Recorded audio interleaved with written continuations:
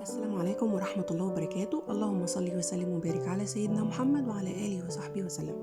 ازيكم عاملين ايه؟ يا رب تكونوا بخير. وحشتوني جدا من الفيديو اللي فات. النهارده جايلكم فيديو جديد حلو كده وخفيف وجميل ولذيذ عليكم ان شاء الله. هنعمل النهارده فطار كده في بيت العيلة ان شاء الله يوم الجمعة. ان شاء الله يعجبكم ويكون حلو كده وسهل وخفيف عليكم. اول حاجة نسمي الله كده. هنعمل مع بعض النهارده كده معايا بتنجان كده هنحمره، ومعايا فلفل برضو تمام هنعمله مقلي. حاجة بسيطة كده مش كمية كبيرة ولا حاجة. هنعمل كمان شكشوكة بالبيض، ومعايا طعمية ومعايا بطاطس. يلا بينا كده نسمي الله ونشوف هنعمل ايه النهاردة. جبت كده طاسة حطيت فيها زيت، حطيت فيها الفلفل والبتنجان اللي احنا طبعا هنقليه. هنعمله بدقة حلوة قوي وهنشوفها مع بعض. معايا طاسة تانية برضو على النار جبت فيها زيت وهنحمر فيها بطاطس محمرة. طبعا فطار يوم الجمعة ده كده بيبقى في كل بيت عيلة موجود على أي سفرة مصرية. بيبقى فطار جميل كده وبيلم الأسرة كده يوم الجمعة. بيبقى فطار وبيبقى في غدا يوم الجمعة، كل واحد ملموم عند أهله. بيبقى حلو قوي وبيبقى طعمه مختلف عن أي حاجة انت تانية بتعمليها في اللمة. هنحمر مع بعض البطاطس بطريقة سهلة وبسيطة زي ما احنا شايفين، وطبعا كلنا عارفين الحاجات اللي احنا بنعملها دي مع بعض. ما ننساش نحط اللايك والشير وسبسكرايب للفيديو النهارده، وكومنت حلو منكم. زي ما احنا شايفين كده البتنجان والفلفل خلاص معايا كده تمام. انا مقطعه البتنجان كده، دي كانت بتنجانيه واحده قطعتها كده مكعبات بالشكل ده. وهنبدا ان احنا نطلعها كده من الزيت. هنخلص بقى ونطلعها. هنبدأ نعمل بقى الشكشوكة بتاعتنا اللي بالبيض.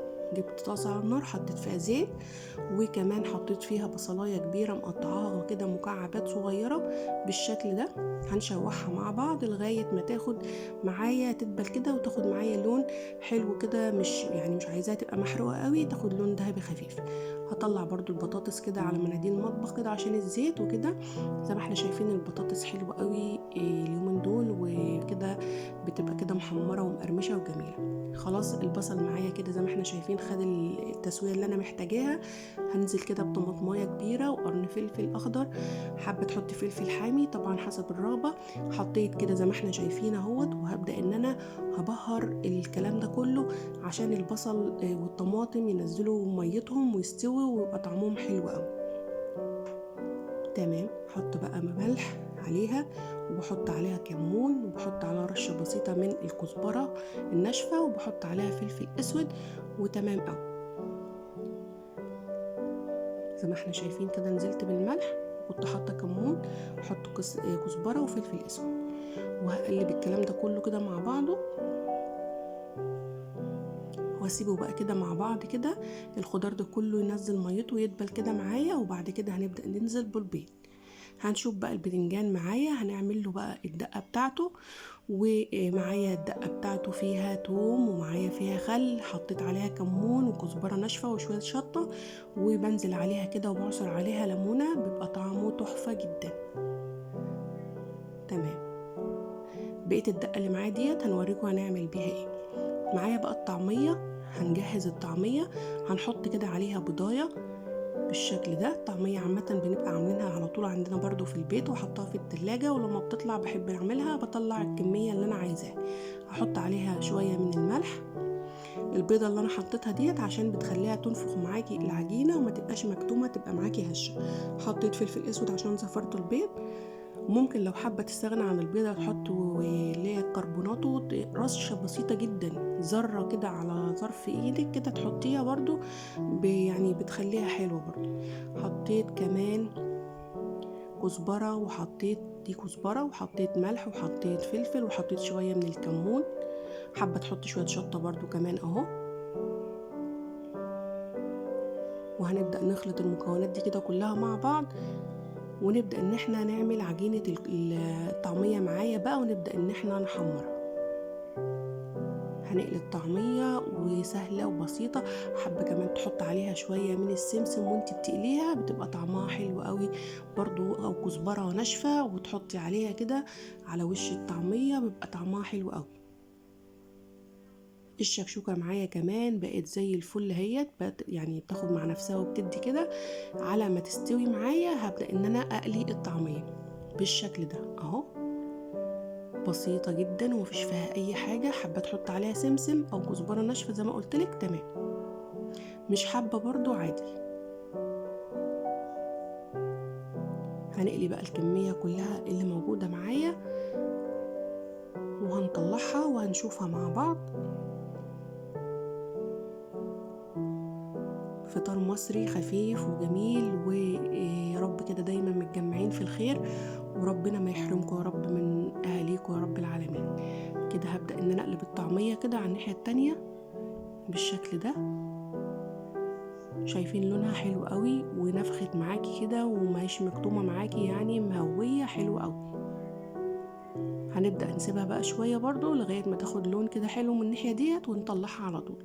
معايا 4 بيضات حطيت عليهم ملح وفلفل اسود عشان زفرت البيض، وهنزل بقى عليهم كده هضربهم حلو قوي كده مع بعض، وهحط بقى كده على الشكشوكة البصل والطماطم البيض بتاعنا، وكده يبقى خلاص جهزت معانا وما عادش فيها حاجة خالص. هنقلبها مع بعض كده لغاية ما تفلفل معاكي كده وتبقى حلوة. متنسونيش باللايك والشير للقناة وسبسكرايب وتفعلوا الجرس عشان يوصلكم كل جديد مني ان شاء الله. ان شاء الله نعمل مع بعض وصفات حلوة قوي، ولو عايزين اي حاجة اعملها لكم في القناة اكتبوا لي في الكومنتات ونعملها مع بعض. شايفين الشكشوكة بقت حلوة ازاي؟ هنطلع الطعمية برضو على مناديل مطبخ، يعني ايدك شغالة في كل الاتجاهات. تمام. هنبدأ بقى نعمل مع بعض الطبق الرئيسي على السفرة المصرية، طبق الفول يوم الجمعة. زي ما احنا شايفين كده جبنا كمية من الفول حلوة كده محترمة تكفي العيلة. ومعايا مامتي بقى ان شاء الله ربنا يديها الصحة هي اللي بتعمل لنا طبق الفول يوم الجمعة ده. حطت عليه ملح وهتحط عليه كمون وليمون وشوية شطة وشوية خل. الدقة بتاعت البتنجان والفلفل اللي هي التوم والخل زي ما احنا شايفين هنبدأ نحط منها بقى كده على الفول، بتخلي طعم الفول يروح في حتة تانية خطيرة جدا. جربوها ان شاء الله تعجبكم جدا جدا. حطينا كمان شطة، وهنجيب بقى ليمونة حلوة كده جميلة محترمة ونعصرها على الفول ونحط عليه شوية زيت، وكده الفول يبقى تمام قوي. طبق الفول من ايد ست الكل دي بيبقى طعمه حاجة تانية في حتة تانية خالص. جربوا الفول بالطريقة دي هيعجبكم جدا جدا. لايك حلو لطبق الفول ده.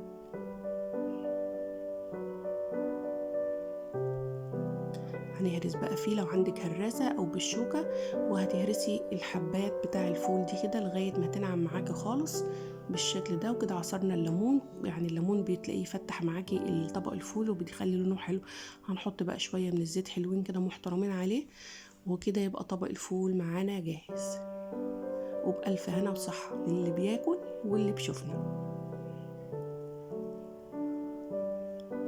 تمام. هنبدأ بقى ان احنا هنجيب بقى نقدم السفرة بتاعتنا يوم الجمعة، الفطار الحلو الجميل الخفيف اللذيذ ده كده.